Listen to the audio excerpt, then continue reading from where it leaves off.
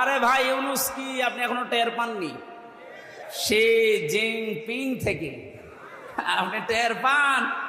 আন্দাজে লাফান। আনসারের নাম নিয়ে লাভ দিয়েছিলেন, পিটিয়ে মানুষ ঘরে ঢুকিয়েছে। ওদের যে চরিত্র দেখবেন কিছুদিন পরে এই রাজবাড়ি গোয়ালন্দ ঘাটের এই বেশ্যাদেরকেও রাস্তায় নামাবে। ওরা এটাই চালাচ্ছে এখন, কিচ্ছু ছিঁড়তে পারবেন না।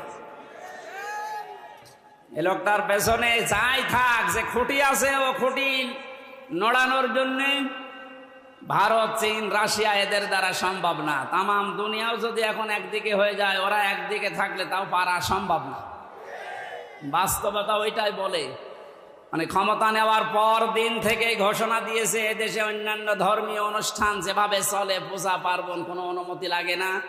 আল্লাহর কোরআনের অনুষ্ঠানে এদেশে কোনো অনুমতির প্রয়োজন আর কোনো দিন হওয়ার দরকার নেই। ওনার জীবনে কি আছে না আছে আমি জানি না। আল্লাহ যদি ওনাকে মাফ নাও করে, এই কথাটার কারণে আশা করছি মাফ করে দেবে। যে লোকটা কোরআনে কারিম এভাবে ওপেন করে দিতে পারে, যারা উন্নয়নের রোল মডেল করেছিল, কি করেছিল তারা আরো 144 ধারা জারি করে কোরআনের আলোচনা বন্ধ করে দিত।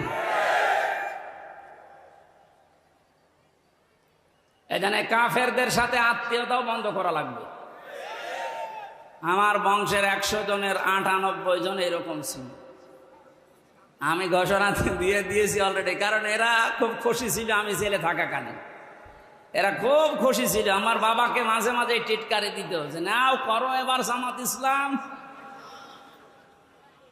5 তারিখের পরে ও যখন পালিয়েছে 1:30টার সময়, বিকাল 5টা বাজতে বাজতে বাড়ি থেকে কল যাচ্ছে, ভাতিজা আমরা সব আল্লাহর ওলি হয়ে যাচ্ছি। এখন আল্লাহর ওলি হচ্ছে। এর আগে কি করেছিলে? কাফেরদের জানাজা পড়া জায়েজ আছে? ঘোষণা দিয়েছে যারা ইসলাম কায়েম হবে এইটা চাই না, সে আমার বংশের লোক না, আমার বাবা হলেও জানাজায় আমারে ডাকবেন, কারণ ওর জানাজা হামজানা, কাবা শরীফের ইমাম পড়ালেও জাহান্নামে যাবে। মানে কাফের যারা এক কথাই বলছি, ইসলামের কোন বিধানকে জানার পরে যারা গোপন করে রাখে, এরাও এক প্রকার ডিজিটাল কাফের। আর এই বাংলাদেশে এটা সবচাইতে বেশি। এই কথা বলছে না কেন? 2 নম্বরে মুশরিক, এটা কঠিন শব্দ। কোরআনে কারীম জানিয়েছে ওয়াল্লাযী আরসালা রাসূলাহু বিল হুদা ওয়া দীনিল হক লিইয়ুযহিরাহু আলাদ-দীনি কুল্লিহি ওয়ালাউ কারিহাল মুশরিকুন। তিনি সে আল্লাহ যিনি তার রাসূলকে দ্বীনে হক দিয়ে, সত্যের বিধান দিয়ে দুনিয়ায় পাঠিয়েছেন। যত নিয়ম নীতি, যত ধর্ম তন্ত্র মন্ত্র আছে, সব যেন পেছনে ফেলে দিয়ে আল্লাহর দিনকে তিনি দাঁড় করায়। এসাহার মানে বিজয় করা, এসাহার মানে প্রকাশ করা। রাসূলের দায়িত্ব ছিল দুনিয়ার সব ধর্ম, সব নিয়ম নীতি তন্ত্র মন্ত্রের উপরে আল্লাহর কোরআন, আল্লাহর ইসলামকে তিনি বিজয় করবেন।